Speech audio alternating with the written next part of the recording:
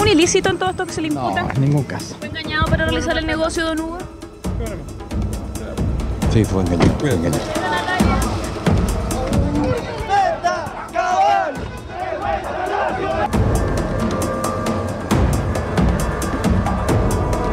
Confío en el trabajo que está haciendo la Fiscalía y es por eso que hoy día he prestado declaración. La diligencia cumplió el objetivo que teníamos al hacerlo. No, muy tranquilo, muy tranquilo. Pedir a los medios, sean nacionales o internacionales, como harta responsabilidad.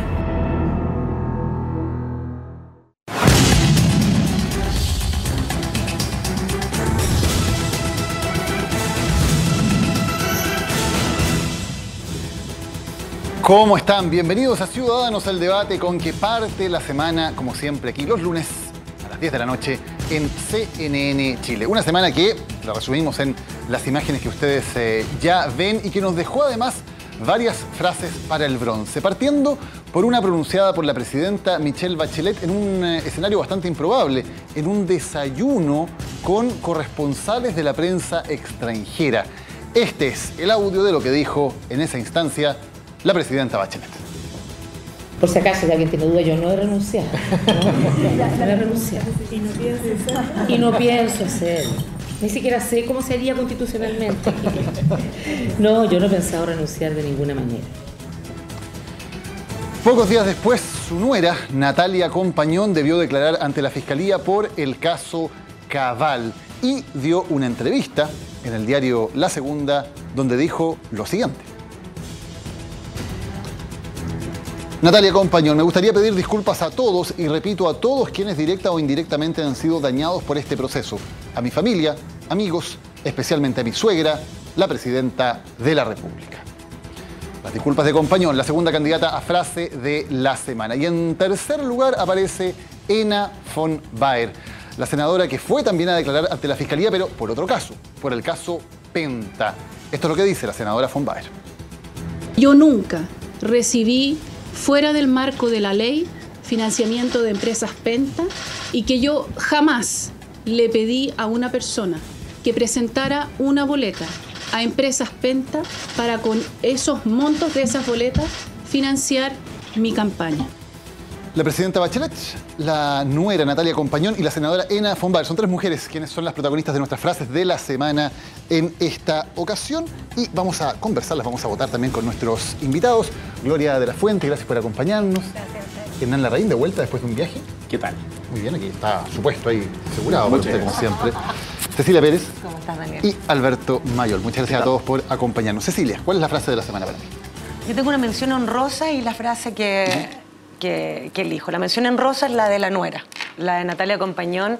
Más allá de la entrevista en sí, que poco dice, que se nota que es una estrategia comunicacional, fundamentalmente porque y ahí está la distorsión en lo que ha sido tratado este caso Cabal por parte del gobierno, cuando ella se refiere a la suegra, uno a la suegra le pide disculpas o perdón en privado. Uno a la presidenta de la República le pide perdón o disculpas en público.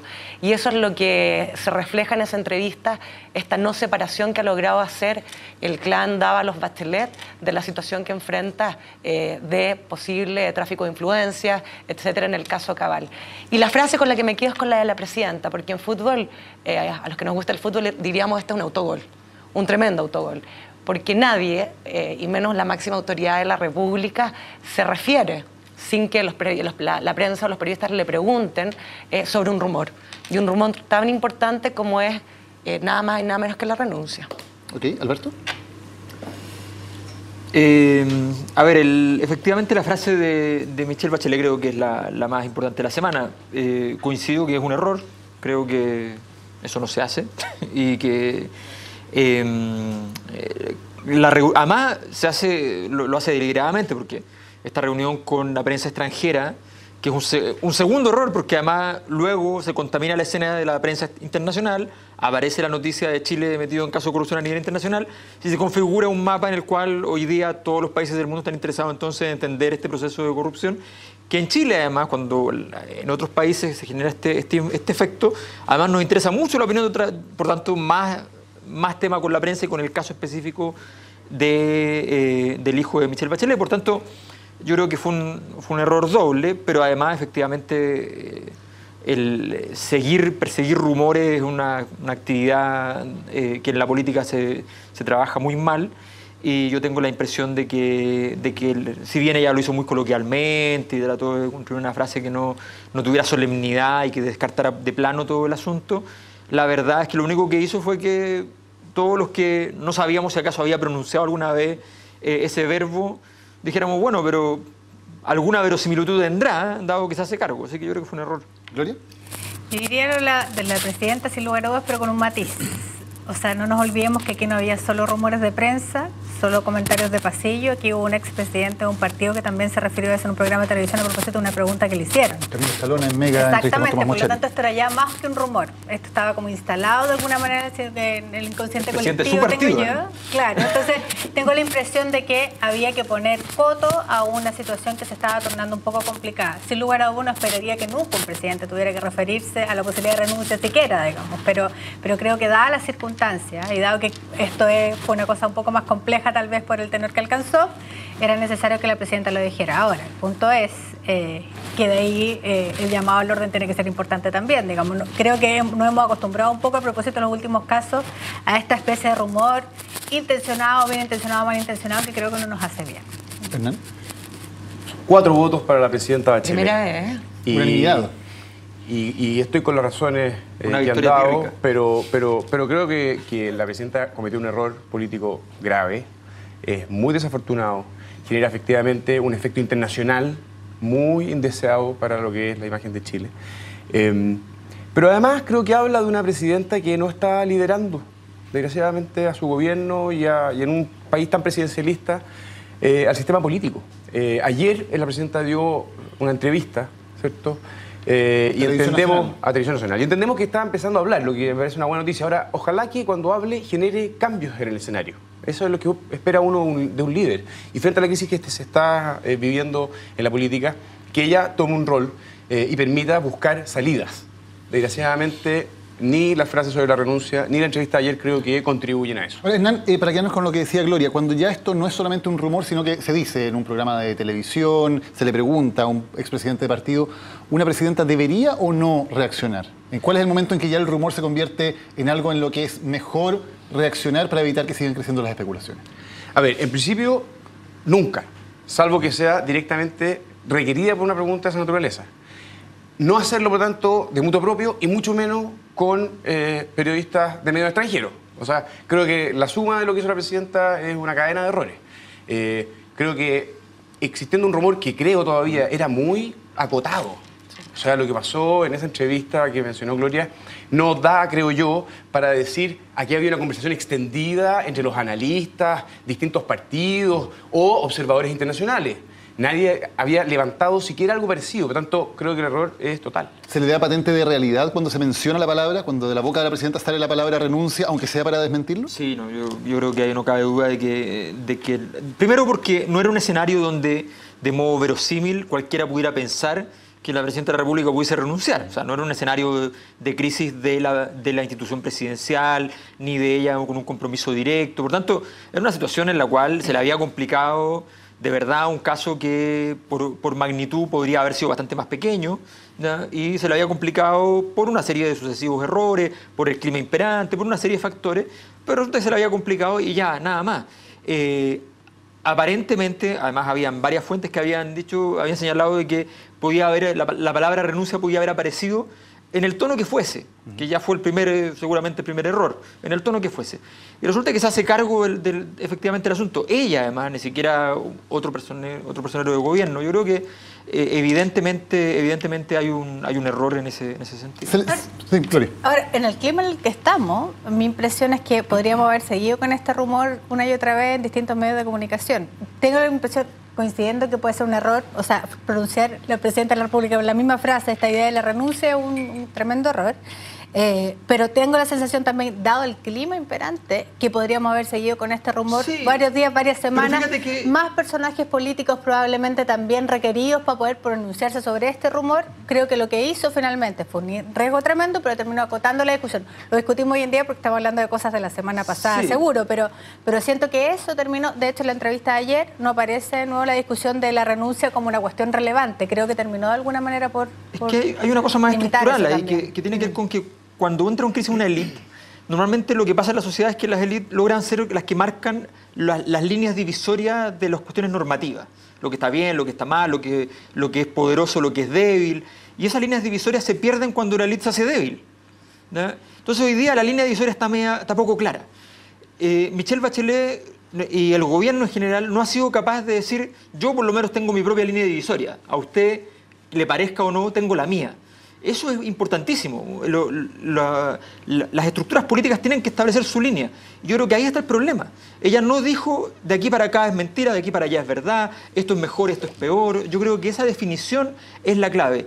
Y yo creo que están pasando no solo en eso, sino que en un conjunto de fenómenos, en todos los partidos, creo que es algo bastante masivo, la confusión total. El ir para un lado, devolverse. Una nota, por ejemplo, respecto a la entrevista de ayer, que hace Televisión Nacional.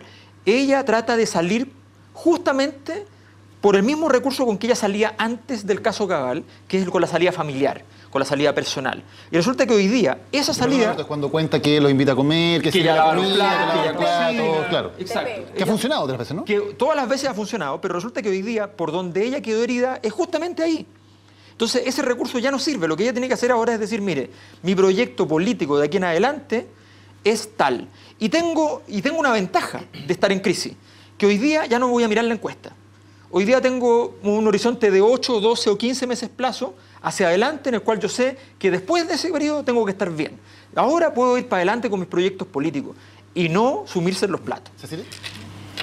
Un rumor se descarta con acciones. Y yo creo que cuando se empieza a instalar un rumor, aunque sea acotado, que en eso sí lo comparto, es producto de la inacción en que quedó la presidenta luego del caso Cabal. Yo aquí he señalado, y lo he dicho reiteradamente, que no hay nada más destructivo para la presidenta Bachelet, ni en su primer gobierno, ni en este, que el caso Cabal propiamente tal, porque representa todo lo que ella en sus discursos, en su programa, en lo que ha prometido al país, no es. O sea, desigualdad, eventuales tráficos de influencia, créditos con express, rápidos, que no lo podría tener ninguna pyme con un capital de 6 millones de pesos, etc. Y yo siento que esa inacción, desde el momento en que pasa lo de Cabal, provoca no solamente que se instale acotadamente el rumor de la renuncia, sino que además que se pida directamente que asuma un liderazgo desde la propia nueva mayoría, que es algo que se ha ido repitiendo mucho.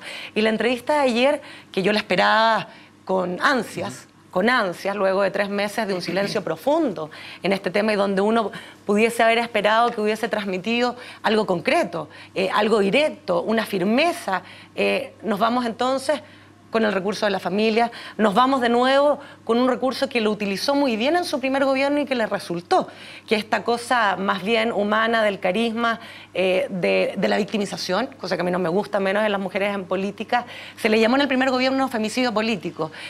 Hoy día yo siento que una entrevista súper protegida, una mala entrevista por parte del periodista, porque yo creo que era absolutamente obvia las preguntas y las respuestas, no se le sacó provecho, yo creo que porque ahí había sin duda una estrategia que fuese en esa línea, y nuevamente entonces volvemos a instalar ella misma, dice yo sí lidero, yo sí tengo un liderazgo, yo sí tengo honra, o sea, esa es cuando tú tienes que ratificar lo que eres, es que estás en un problema muy profundo. ¿Qué es lo que debió haber dicho, Hernán? Si tú fueras su asesor, ¿qué le dirías que hay que decir? Mi impresión es que lo que todos están esperando es una sanción moral a malas prácticas que han habido en materia de financiamiento de la política, por un lado, que afectan a todo el sistema, y ella tiene una cierta legitimidad moral para poder encabezar ese reproche. ¿No basta, perdón, que él diga que está en contra de la especulación? Y luego el caso familiar, digamos. Ella ha confundido, es humano, el rol de madre con el rol de presidenta. Yo creo que llegó el momento, ya el recurso biográfico ha sido suficiente, cumplió su etapa. Necesitamos a la presidenta Bachelet con toda la república simbólica detrás de ella. Y por lo tanto, ella debe liderar, en primer lugar, una sanción ética a malas prácticas, tanto las personales como las del sistema político, y luego encabezar una agenda de trabajo transversal que se salga y aproveche, por supuesto, al Consejo Asesor que hoy día existe. Pero tenemos que ir mucho más lejos. La ciudadanía está pidiendo mucho más. Y desgraciadamente la presidenta vuelve al recurso que todos conocemos, me sumo al criterio de mis colegas panelistas, y desgraciadamente pierde la oportunidad de empezar a liderar. Y tengo la impresión de que mientras ella no dé ese salto, vamos a seguir en el entrampamiento que está hoy día viviendo todo el sistema. Sobre todo, y perdón Gloria, un segundo, sobre todo cuando tenemos un gabinete tan débil, un gabinete donde no se ve a nadie empoderado, un gabinete donde tú no ves con quién puedas negociar, conversar, dialogar, quién tiende hoy día puentes.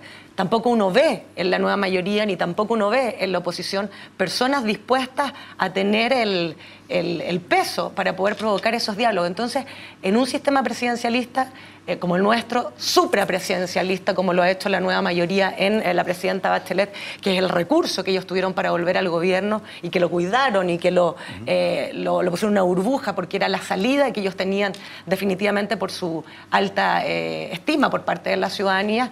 Yo creo que es ella la llamada justamente a pasar a un proceso activo y de credibilidad, porque sabes que el divorcio que existe entre la clase política y la ciudadanía cada vez es más profundo ante esta inacción permanente. Ahora, yo creo que hay un recurso distinto ayer. No lo justifico porque me parece que hay una decisión personal detrás de eso, que es hablar, que es decir explícitamente en la entrevista que ella no se va a referir a esto, pero no porque no se va a referir porque sea el hijo ni mucho menos, sino que porque esto es parte de la investigación de la Fiscalía, entonces no se va a referir hasta mucho tiempo después. Es súper complejo sostenerlo, pero eso habla de una decisión personal de ella, de no referirse particularmente al caso de lo dijo. Ahora, me tomo lo que tú decías, Cecilia, hace un rato atrás. Yo creo que finalmente lo que se necesita, incluso más que el diálogo, más que la aparición de la presidenta Bachelet en medios de comunicación, son acciones más concretas. Y ahí es donde yo creo que las próximas semanas seguramente, porque además, si uno empieza a leer la entrevista de Compañón de la nuera, luego la entrevista de la presidenta, probablemente esto también es parte de un plan, de un diseño para poder salir. Y obviamente esto no se acaba con la presidenta hablando ayer, por lo tanto uno debiera esperar, pero los próximos días más la comisión tiene que evacuar el informe en una semana más, debiera esperar los próximos días ver acciones mucho más concretas del gobierno. Si eso es suficiente o eso basta para salir de este momento político, yo plantearía una duda ahí, porque estamos en una situación compleja que además no es solamente del gobierno, sino que es del mundo político en general. Por lo tanto, salir de ahí es una cosa bien compleja. ¿Qué efecto tienen dos imágenes contrapuestas que hemos visto en las declaraciones en la Fiscalía de Rancagua? Por un lado, Natalia Compañón saliendo en medio de un caos, incluso con intentos de agresión, con la seguridad completamente desbordada. Y por otro lado, Sebastián Dávalos en la forma completamente opuesta, con las calles cerradas, escolta de carabineros, incluso en un vehículo de carabineros llegando hasta el lugar. ¿Qué efecto generan en la opinión pública esas dos imágenes? O sea, yo me imagino que hoy en día claramente Dávalos no es particularmente una persona querida en la opinión pública, digamos. Obviamente hay una situación que es muy distinta, pese a que su esposa sea la dueña de la empresa, hay una situación muy distinta entre él y la esposa sin lugar a duda. Uno habría esperado probablemente que ellos enfrentaran esto como pareja y como familia, y eso no sucedió. Llegaron aparte a declarar y evidentemente ella se llevó parte importante de la agresión popular y el enojo, cuando en realidad hay un enojo particular con el hijo de la presidenta por ocupar el cargo que ocupaba y por ser quien es, digamos, ¿no? Yo creo que hay un tema a relevar. Yo encuentro que la violencia que recibió Natalia Compañón, o sea, no solamente no se justifica, sino que no puede ser aceptada por nadie. Primero, porque era un grupo de matones, y hay que decirlo. O sea, una persona que te quiere enfrentar, que no está de acuerdo contigo, se te acerca, conversa, incluso hasta te insulta. Eso muchos políticos lo pueden haber vivido. Pero hombres que se amparan en el grupo para agredir, a ella la agredieron. O sea, se ven las imágenes, claro, cuando le aforran con... La golpearon con la bandera. Entonces yo creo que eso, independiente de la causa, independiente de la rabia de la gente, independiente de la sensación de abuso por parte de ciudadanos privilegiados, que son las parientes de la presidenta, yo creo que tiene que ser rechazado y tiene que ser inaceptable. Lo que pasó hoy día con Sebastián Dávalos ya se ha visto en las opiniones en las redes sociales, lo han recogido en la prensa, hay un rechazo a esta sobreprotección, pero yo creo que era necesario. O sea, puede ser súper políticamente incorrecto lo que digo, pero a los hijos de los presidentes siempre se les ha protegido, y esa es la verdad.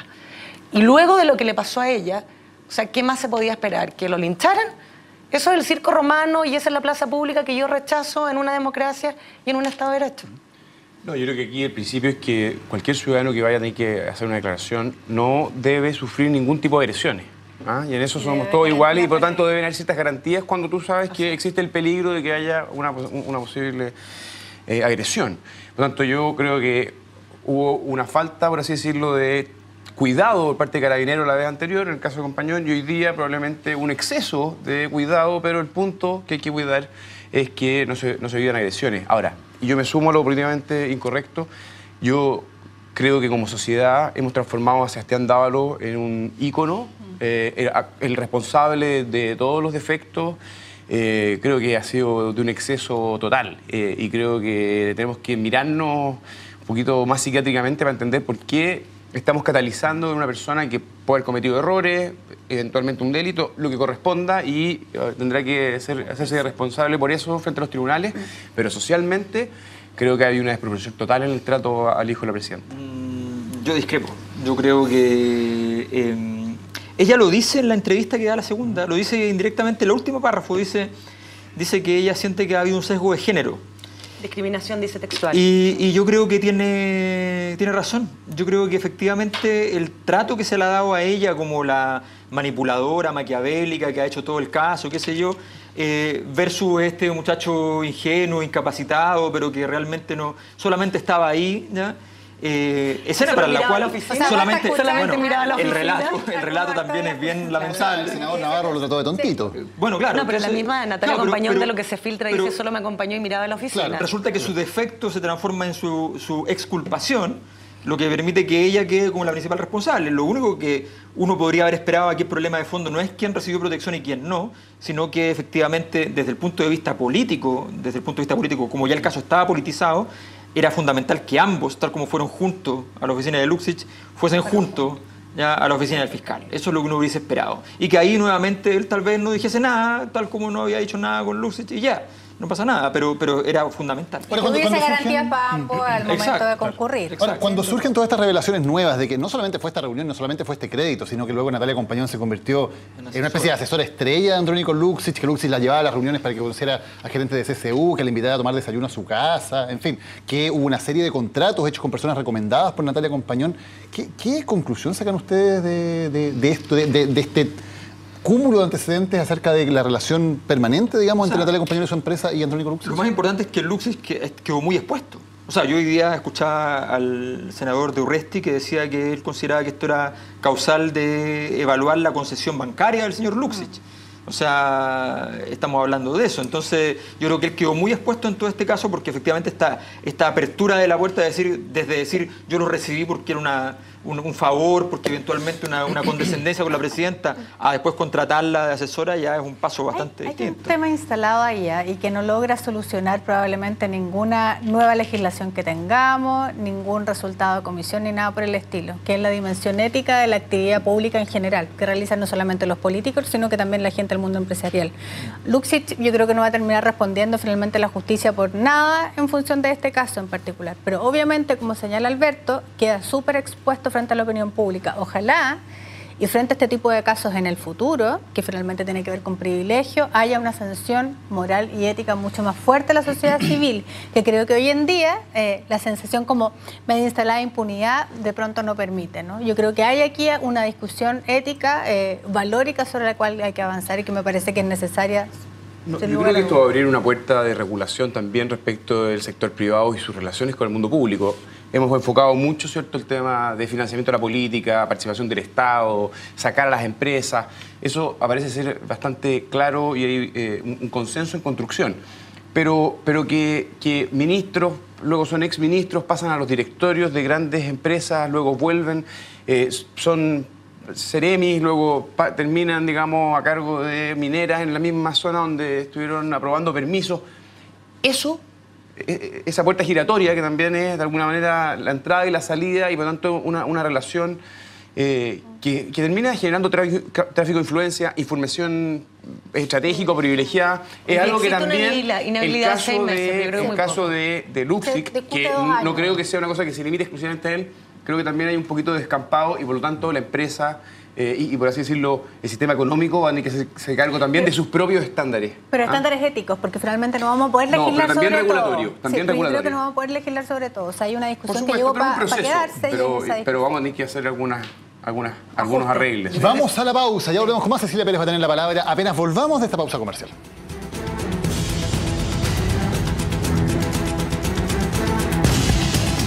Estamos de vuelta en CNN Chile. Nos habíamos comprometido a dar la palabra a Cecilia Pérez, pero... Está con ataque de risa. ¿Qué te cortaste? No. No quiero ser censurada. Pero lo pasamos muy bien en la pausa. Gracias a la Cecilia Pérez. No, yo solamente quería decir a propósito de la pregunta que claramente, tomando, creo que lo decías tú, no, lo decía Alberto, Andrónico Luksic quedó absolutamente expuesto. Yo creo que nunca en su vida empresarial había tenido que salir con más declaraciones de prensa que en el último tiempo. La última semana fueron en 2 oportunidades y eso habla justamente del golpe que recibe, yo creo que no solamente él, sino que también sus empresas, el banco particularmente. En este caso, ellos también tienen negocio en Estados Unidos y ahí la regulación bancaria es realmente brutal. Por lo tanto, yo creo que no solamente Natalia Compañón expone su propia situación, expone y trata en esa entrevista de dejar súper claro de que la presidenta no sabía nada, y esa es la estrategia comunicacional. La estrategia no es profundizar sobre el caso Cabal, porque si uno ve las declaraciones de Natalia y posteriormente de la presidenta ante Televisión Nacional, Amara Gómez Pablo, nunca se refieren al caso Cabal, nunca, siempre es sujeto de la investigación. Solo dejan en claro, por parte de ella y por parte de la presidenta, una, que su suegra no lo sabía, y otra que se enteró por la prensa. Lo que sí dice Natalia Compañón en su declaración ante los fiscales es esto de que el negocio era 50 y 50, que el 50% del negocio era para los socios de Cabal, Mauricio Valero y ella, y el otro 50% era para 2 personeros vinculados a la UDI, 2 operadores políticos que supuestamente habían traído el negocio desde el síndico Herman Chadwick, hijo. ¿Complica esto, complejiza el panorama? ¿Cómo ven ustedes este nuevo antecedente que surgió? Es como la teoría del empate al cuadrado, literalmente. O sea, ya que habían hecho un empate de penta con Cabal, ahora Cabal logra meter adentro un pequeño pedazo de la UDI y nuevamente se devuelve. Pero evidentemente yo creo que confundir en la escena lo único que hace es construir algo que se ha entendido poco, que los partidos políticos juegan como si esto fuera problema de cada partido, cuando esto es un problema de la élite completa. Entonces lo único que hace ella es confirmar la tesis.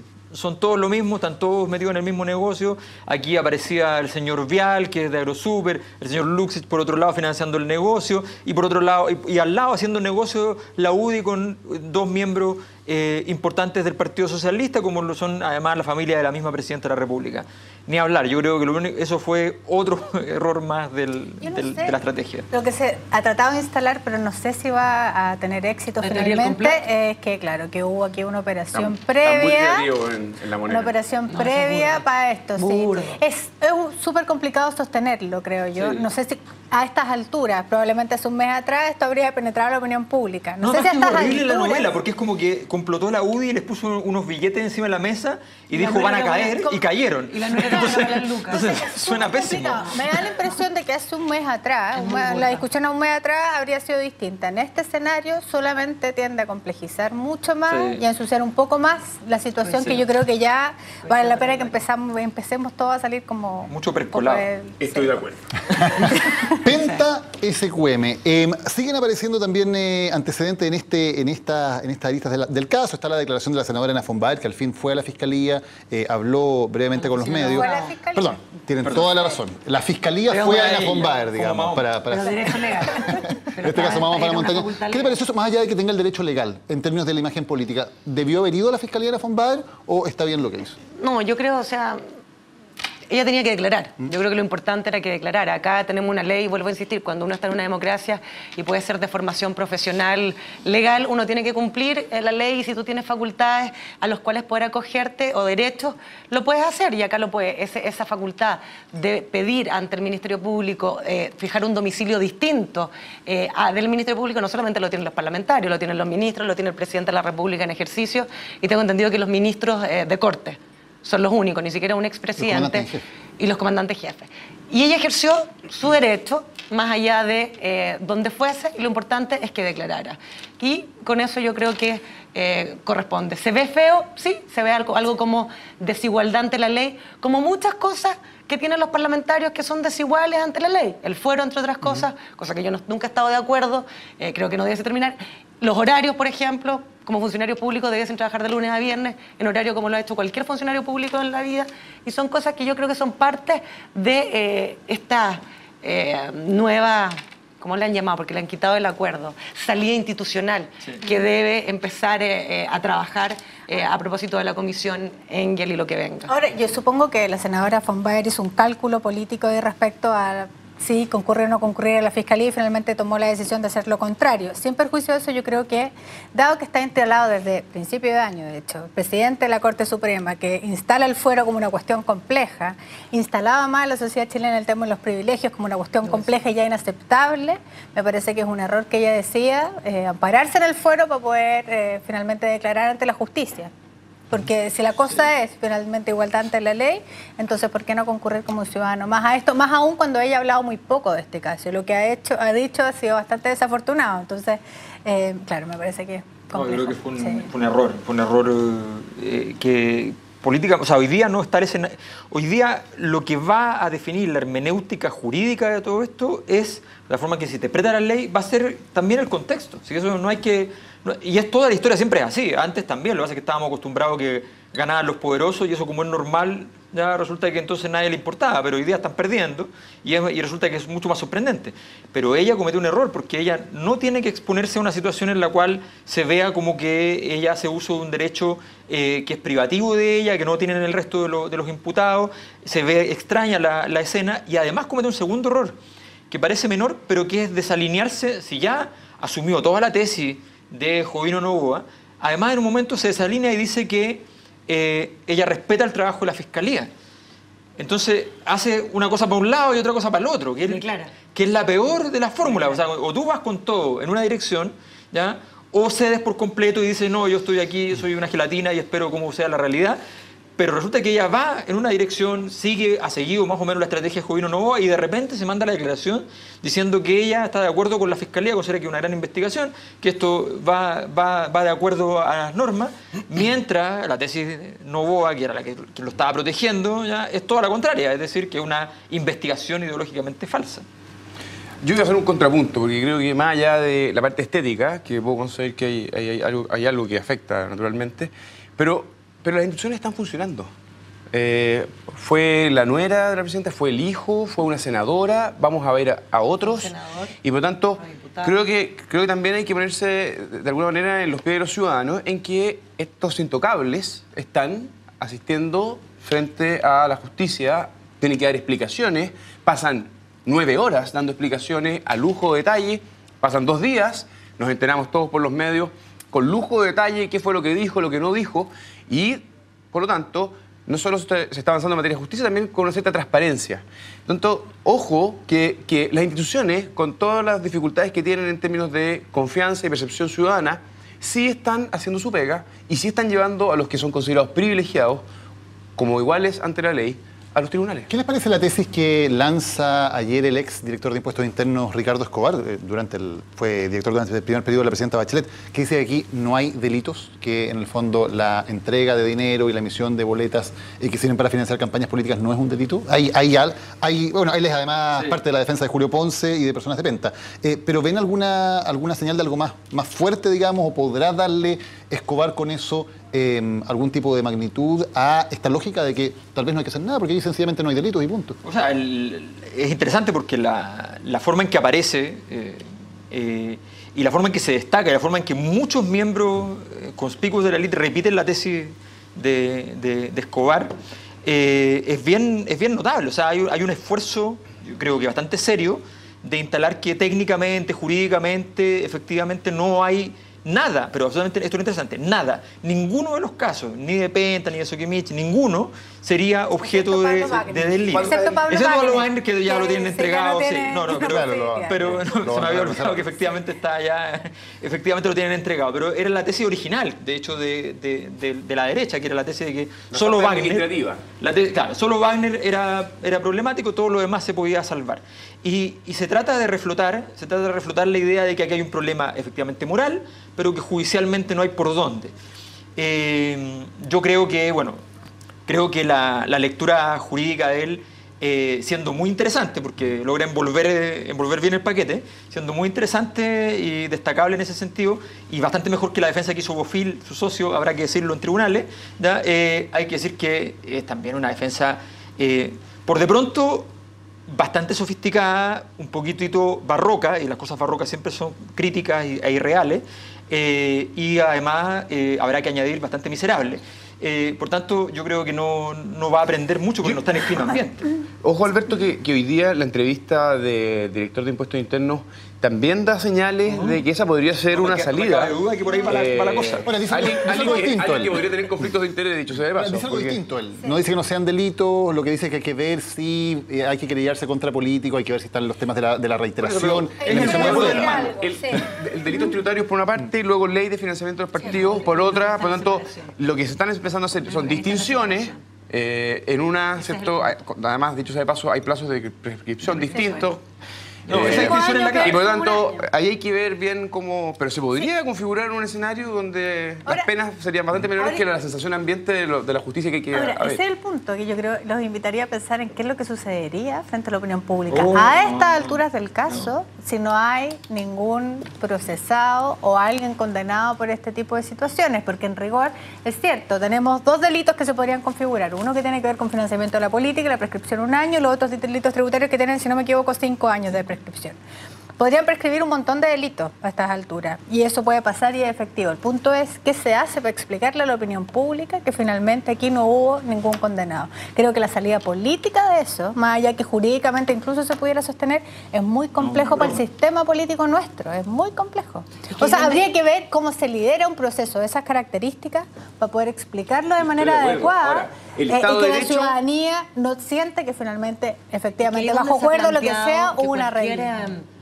Acuerdo, yo insisto, ya no se habla de acuerdo porque es como las comisiones. Ahora las comisiones se llaman consejos. Son mal, o sea, la gente ya no las compra. O sea, entonces ya no se habla de acuerdo, se llama de salida institucional. Cualquier salida institucional tiene que ser sin impunidad. Y eso significa aplicar la norma o el marco regulatorio existente en nuestro país a las personas como corresponden según la participación que han tenido eventualmente en delitos o no la han tenido. Pero perdón, Cecilia, aquí lo que se abre con la tesis de Escobar es precisamente decir es que no hay impunidad, porque aplicar correctamente la ley es que no sea delito. Es que ahí quiero llegar, Daniel, porque la tesis de Ricardo Escobar uno la podrá compartir o no compartir, pero es la tesis que se ha aplicado y se ha venido aplicando siempre. No en términos del financiamiento, no. Lo que pasa es que casos. No en el caso de los financiamientos del partido político, porque estamos defendiendo la campaña, porque lo estamos conociendo, pero sí en el caso de la esencia, que es efectivamente facturas o boletas ideológicamente falsas. Pero ha habido casos, Cecilia, en que se ha perseguido boletas ideológicamente falsas, este no es el primero. Pero en la mayoría de los casos lo que te pasa es una sanción administrativa. Depende de la y reiteración, eso depende del monto. Justamente la reiteración, hay un montón de cosas, pero en términos generales, lo que se te aplica es una sanción administrativa, devolución de impuestos, etcétera, y cuando hay reiteración viene la denuncia y la querella. Pero el Servicio de Impuesto Interno históricamente ha mantenido la tesis de Ricardo Escobar, no es nueva esa tesis, a eso que me quiero referir, no es algo que se le ocurrió ahora, es lo que se ha aplicado hasta ahora. Es una tesis un poco, porque él mete el derecho de asociación garantizado por la Constitución, que hay que financiar, que eso, para que sea efectivo hay que poder financiar la política. Es una tesis bien innovadora, diría yo, en ese sentido, ¿no? Pero te vuelvo a insistir, hay un tema social, por eso te digo, esa es la cuestión más delicada. El tema es si tú... la salida política. Te vuelvo a insistir, o sea, yo creo un Lagos al nombre entre medio de este caballero y sale. No, yo creo que no es una tesis nueva, es algo que se conoce y se usa comúnmente en el Servicio de Impuestos Internos. El tema es si tú eres capaz de sostenerlo frente a la ciudadanía. Y yo creo que hoy día el horno no está para bollo, y hoy día la ciudadanía te exige transparencia y te exige justicia y te exige verdad. Y en eso yo creo que tenemos que ser todos súper responsables. Yo creo que Estado de Derecho y los tribunales tienen que hacer su pega, pero la clase política, partiendo por la presidenta, deben romper la parálisis y empezar también a dar respuestas, porque si de repente nos vemos en una situación en la cual no se hacen mayores modificaciones por parte del sistema político, no se hacen efectivamente cambios que les duelan a los propios políticos, y luego los tribunales resuelven algo que la ciudadanía, que hoy día está con ánimos de linchamiento bastante empoderados, sientan como en excesivamente blandas, entonces se puede producir una crisis. Pero yo creo que también tiene que ver con lo mismo que hablábamos de Bachelet, que se le devuelve un recurso que antes había utilizado. La élite política en Chile usó mucho el recurso del populismo penal. Dijo que había una puerta giratoria de la justicia, que había que meter a la gente, a todos los delincuentes presos. Tuvimos cárceles donde se incendiaron personas que estaban detenidas por haber vendido DVDs piratas en la calle. O sea, éramos el segundo país del mundo con más presos en sus cárceles. Teníamos por cada 1000 habitantes, después de Estados Unidos estábamos nosotros. Piñera tuvo que indultar 3000 presos para poder bajar en ese ranking. O sea, estamos hablando de eso. Y mientras decían eso, horquillaban a los jueces justamente porque sonaba muy bien populistamente. Sonaba fantástico poner en el banquillo los acusados a los jueces y los políticos agarrar un poco de legitimidad, lo poco que había. Hoy día resulta que la gente dice, bueno, yo no quiero que lo que predomine es un criterio procedimental vacío. Lo que quiero que predomine es el criterio sustantivo. Quiero el ideal de justicia. Y ese ideal de justicia, tal como usted me enseñó, ¿ya?, tiene que estar basado en una sanción inmediata, con menos garantías, con menos criterios de ese tipo. Bueno, ahí está. Ese es el mundo que pidieron, lo tienen en la puerta de la casa. La presunción de inocencia, nunca se ha escuchado más que estos días que hablar de la presunción de inocencia, ¿no?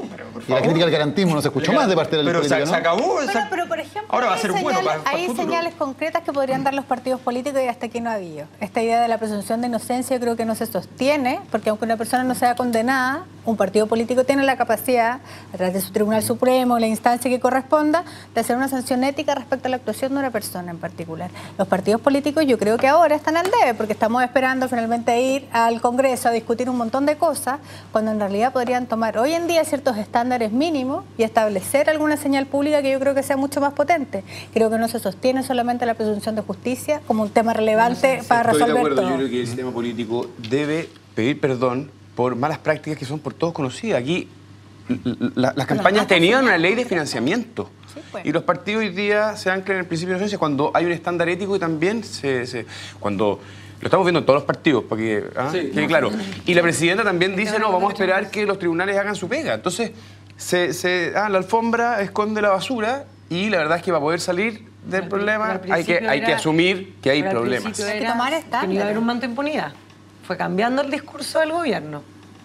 Lo intentaron, no había agua en la piscina, enfrentaron la vía institucional, se crea el Consejo, pero de que hemos cometido errores como sistema político frente a una ley en forma sistemática y en forma transversal es algo que todos están esperando y creo que la declaración de la semana pasada en eso fue un avance pero muy débil. Súper desafortunado de hecho, porque independiente que sea un avance, que sea más transversal y que involucre a otro, o sea, por ejemplo, no acuerda cosas súper concretas en materia de estándares como este tipo de cosas. O sea, son solo declaración de buenas intenciones respecto a lo que haremos en el futuro, cuando en realidad los partidos hoy podrían hacer un montón de cosas. Ahora, lo interesante es que las últimas semanas se ha producido un efecto en el cual como de repente hay como una semana en que se intenta ordenar la máquina de nuevo y rebota. O sea, que es el síntoma más claro de una crisis donde no has calculado bien el tamaño de la crisis, donde no estás actuando en consonancia con el tamaño del problema. Entonces, de repente todos se ponen de acuerdo, los partidos claramente empiezan a ver fórmulas, qué sé yo. Este acuerdo que se firma la semana pasada, ya, qué sé yo, esto venía hace ya 15 días, estaba acordadísimo. El problema es que no había momento, no encontraban el momento para hacerlo. Entonces, ya, lo hacen, pero no tiene ningún impacto ritual. Esta semana, en todo caso, se ven más alineadas las fuerzas de la élite en términos de controlar el proceso y hay una especie de ambiente de restauración. Sin embargo, yo creo que esto es cuestión de que salga un tema más, aparezca un par de comentarios, otra boleta y esto inmediatamente... Oye, pero hay otras empresas que están bajo investigación. Conocimos la semana pasada el antecedente entregado por CNN Chile de dos empresas del ex canciller Alfredo Moreno en el ejercicio de su cargo, a los cuales le entregaron boletas cercanos a Iván Moreira, su secretaria, que está investigada en el caso Penta, y también su jefe de campaña. Son antecedentes... Moreno está en Penta, además. Que es el presidente del Banco Penta actualmente. Exacto. Pero lo hace en su cargo de canciller. Cuando él era canciller, las empresas que eran de su propiedad dan estas boletas. Entonces hay más elementos que se van juntando. Total, o sea, y de nuevo, los partidos políticos, hoy en día estamos en un escenario que es súper nocivo para los partidos políticos en general, porque lo hemos transformado en una especie de monstruo. Si creemos en la política, creemos en los partidos, por lo tanto uno esperaría relevar el rol que tienen los partidos políticos, pero ellos tienen que ayudar a hacer la pega también. Y para este tipo de cosas, por ejemplo, cuando hay evidencia sobre ciertos casos, obviamente los partidos políticos no pueden decir solamente esperemos que opere la justicia, que hay cosas que hacer. O sea, todos los partidos políticos además tienen instancias internas, Tribunal Supremo, pero lo no que solamente sea, los partidos políticos. Hoy día, quien tiene más la llave, más allá del Ejecutivo, de la Presidenta, es el Parlamento. Es el Parlamento. Y hay leyes que duermen por años cuando les tocan los intereses personales, porque ahí actúan como gremio la mayoría de los parlamentarios. La ley de fideicomiso ciego, que se hizo, lo presentamos en nuestro proyecto, pero que tenía nombre y apellido, Sebastián Piñera, bastó que se ingresara, que contemplara dentro del fideicomiso ciego intereses a declarar y hacer y a constituir un fideicomiso ciego a los parlamentarios, y ahí quedó. La ley de probidad, que te pone estándares mayores para los funcionarios públicos, ahí quedó. Entonces, cuando uno dice tenemos que esperar una comisión que nos establezca estándares éticos, hay 8, 9 o 10 leyes que el Parlamento, si quisiera aprobarlo, lo haría, pero chocan con los intereses. Con la misma ley de fideicomiso ciego, la semana pasada creo que alguien del PPD, un senador, salió diciendo no, nosotros no estamos de acuerdo, tenemos que reestudiarlo. Entonces ahí hay señales que chocan con la ciudadanía, porque tú dices, tú tienes el poder de poder ponerlo de una vez por todas con importancia, sin esperar una comisión, sin esperar manito de arriba, sin esperar que hagamos una autocrítica, sin esperar que los partidos políticos se blanqueen, sino que sean con normas efectivas. Y no lo hacen porque les tocan los intereses personales. ¿Qué es lo que sucede cuando se levanta la comisión Engel? ¿Qué es lo primero que dicen los presidentes de la nueva mayoría? No solamente forman una comisión paralela, vamos a estudiar lo que de ahí salga, para ver si nosotros... porque en definitiva siguen con la teoría del buzón. Entonces hay muchas cosas que te confunden y confunden a la ciudadanía. Por favor. No, yo iba a hacer una observación que yo creo que para la ciudadanía esto debe ser bien loca, digamos. Se está viviendo, y uno ve en los noticiarios, se abre con la crisis del norte, protestas en el norte. El incendio hace un año que no tiene soluciones. Hoy día hay considero yo, una muy buena noticia en Chile, ¿cierto? Se aprobó el Pacto de Unión Civil. Es un tremendo avance en inclusión y diversidad. Gran noticia. Esa es una cuestión que tiene que ver con una agenda que, dada la parálisis del sistema político, no permite al país hacerse cargo de reformas que, en paralelo obviamente, el sistema tiene que hacerse cargo y salir de ahí, pero también administrar al país. Ese es su rol, orientarlo, y es parte del Ejecutivo y del Legislativo. A mí es increíble. Ahora, yo quería volver sobre el punto de la agenda legislativa, que me parece que es importante. La potestad también para poner urgencia a los proyectos de ley en general corresponde al Ejecutivo, no al Legislativo necesariamente. Entonces yo creo que hay ahí también un trabajo que hacer desde el Poder Ejecutivo, sin duda, para poner algunas urgencias, pero con compañía de la sociedad civil, porque también sabemos que los parlamentarios tienden a evadir las discusiones, a restarse las discusiones, a dar quórum en el Congreso cuando termina pasando que los proyectos de ley en la práctica no les gustan. Por lo tanto, yo creo que hay también una corresponsabilidad de la sociedad civil respecto al control del Parlamento, que creo que hoy en día no ha ocurrido, y que creo que también estamos frente a una oportunidad única a propósito de que hemos transformado al mundo político en una especie de circo romano, y que es muy fácil hoy en día también disparar al mundo político sin hacerse corresponsable en términos de ciudadanía. Ahí tú tienes, por ejemplo, un segundo nomás por el tema. Ahí tienes un tema, por ejemplo, que es engañoso ante la ciudadanía, que son las urgencias, o las sumas urgencias por parte del Ejecutivo. Porque basta que los parlamentarios de la comisión no quieran poner el proyecto y no se hace. Porque ¿cuál vendría siendo la sanción, finalmente? Es la censura al presidente de la comisión. Y como no tienen o actúan como gremio, no termina existiendo esa censura necesariamente. Entonces, acá hay una revisión mucho más profunda que hacer en términos de para que avancen los proyectos de ley. Yo soy una convencida de la iniciativa de ley ciudadana. Y le tienen tirria, pánico a una iniciativa de ley ciudadana. Un montón de emociones y nunca se han aprobado. Sí, yo creo que uno de los factores que incide fuertemente es que hay problemas que el gobierno se ha granjeado gratis. Por ejemplo, haberle quitado poder a Peñailillo. Cuando tú haces la apuesta por Peñailillo, es una apuesta que es absoluta. Tienes que tener claro que es todo o nada. No puedes retroceder, porque Peñailillo era una figura que tú estabas poniendo.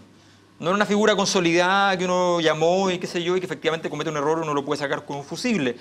Era el corazón del proyecto operacionalmente. Entonces, tú no puedes entregar a Peñalillo en medio de este problema. Pase lo que pase, haya pasado lo que haya pasado, sabes que depende fuertemente de él. Entonces, hoy día lo que pasó en el gobierno es que si está claro que cualquiera puede caer, se fragmenta. Y hoy día ni siquiera es que hay, como en algunos gobiernos pasa en todos los países del mundo, de repente hay 2 lotes dentro del gobierno, qué sé yo, que pelean. Y esto hasta a veces es creativo, produce efectos positivos. Pero resulta que aquí hay cientos de lotes. Y entonces esa fragmentación hace que el gobierno tenga una incapacidad. Gloria, Hernán, Cecilia, Alberto, se nos acabó el tiempo, lamentablemente, pero el próximo lunes nos volvemos a reencontrar aquí en Ciudadanos a las 10 de la noche. Esta es la que ustedes eligieron como la frase de la semana. Buenas noches.